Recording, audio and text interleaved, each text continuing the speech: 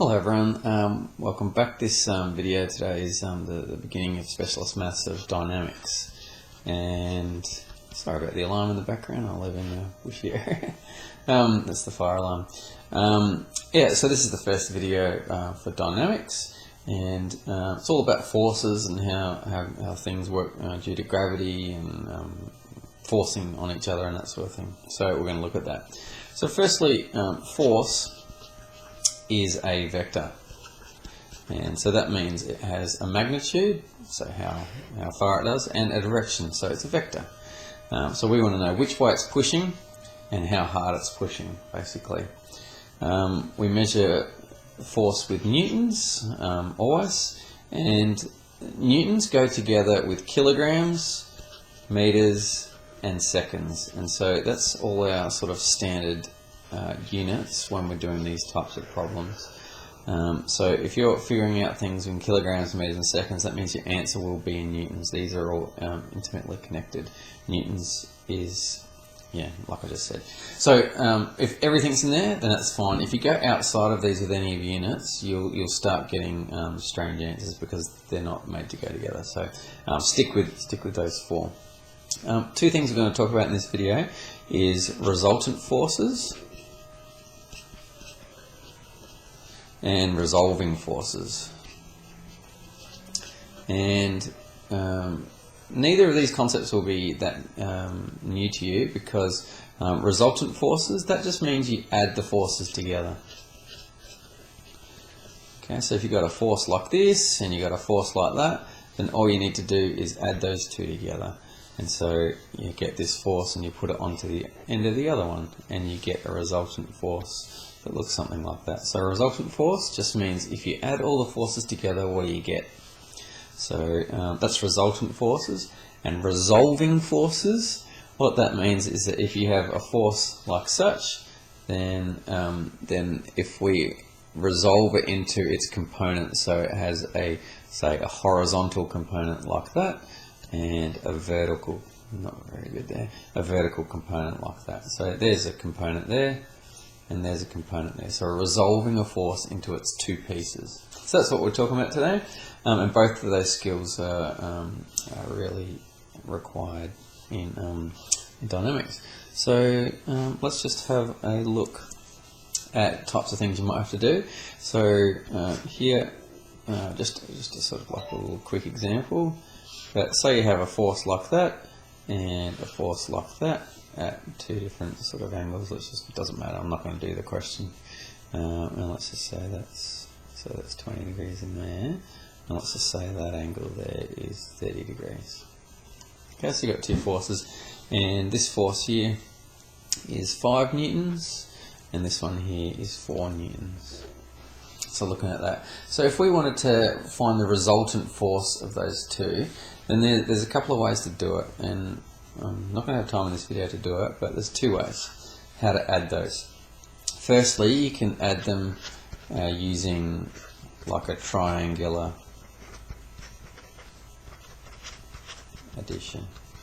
And what we mean by that is the following. So if you have 5 newtons going that way, and then you have 4 newtons sort of going out that way, sorry about the diagram, 4 going that way, then when you add them together, then you'll get the resultant force of this one. So that's your R. We call that the resultant force when you add them together. And you could work out, what this angle is, you can work out what this angle is, etc., etc.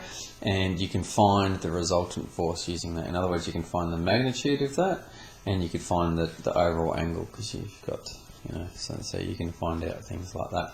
So you could use the cosine rule, for example. So the magnitude of R is equal to 5 squared plus 4 squared minus 2 times 4 times 5 times cos of, let's just call that alpha in there, cos alpha. So you could use all this information to find out what the resultant force is equal to, and similarly you could find the angle. So that's one way to do it, but in this sort of example it's a little messy. The second way that you could do that, adding two forces together, is to break each into its components.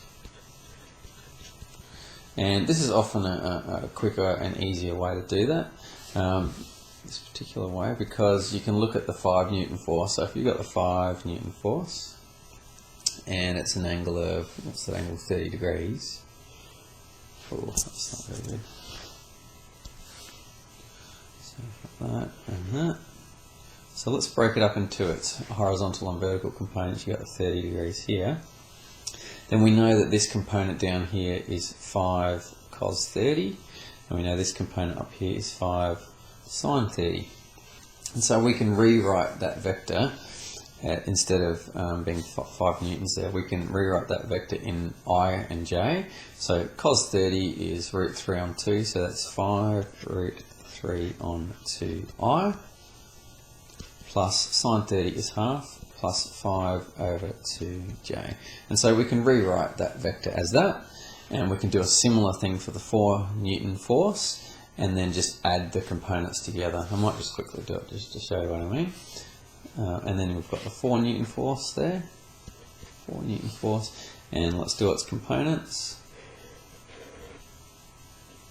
Now what is it, 20 degrees, so this is not going to be exact, but you get it. So that's 4 cos 20 down here, and this is 4 sin 20 up here, and so this this vector is equal to 4 cos 20i plus 4 sin 20j. And so there's my 2 pieces, so that's that one, and that's that one there. And so once they're in the components, it's really easy to work with, and so you can get a resultant force. So your resultant force will be equal to this vector plus this vector. So we just add the I component and add the j component.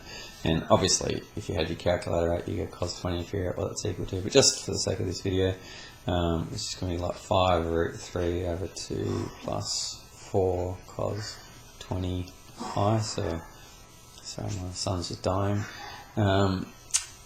Yeah, you just add the components, add the I components and add the j components there, you just add them together. And that's the other way that you can find, it's just vector addition, what we learnt right from the start of this course. So that's a bit about how to add. And that's basically all there is to finding, add resultant forces. So now let's just have a look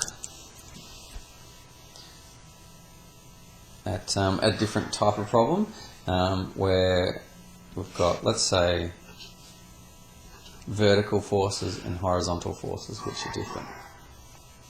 Okay, so let's say we have an upwards force. I don't know what's happened there. Let's say we just have an upwards force of 4 newtons, downwards force of 10 newtons, force in this direction of 3 newtons, and a direction in this way of 5 newtons. And so let's have a look at what the resultant force here might be equal to. So we're looking for our resultant force. Let's have a look at what happens in the I direction. We'll just define what the I direction is. Let's say that this is the I direction and this is the j direction. So in the I direction, let's have a look at what's happening here. In the I direction, we have 3 newtons in the positive direction and 5 newtons in the negative direction. So what we have is we have negative 2 newtons in the I direction. Okay, looking at the j direction, in the positive j direction we have 4. In the negative we have 10, so we have a total of negative 6 newtons in the j direction. So therefore, my resultant force is equal to negative 2i minus 6j. So that's your resultant force. In other words, if you wanted to have a look at it,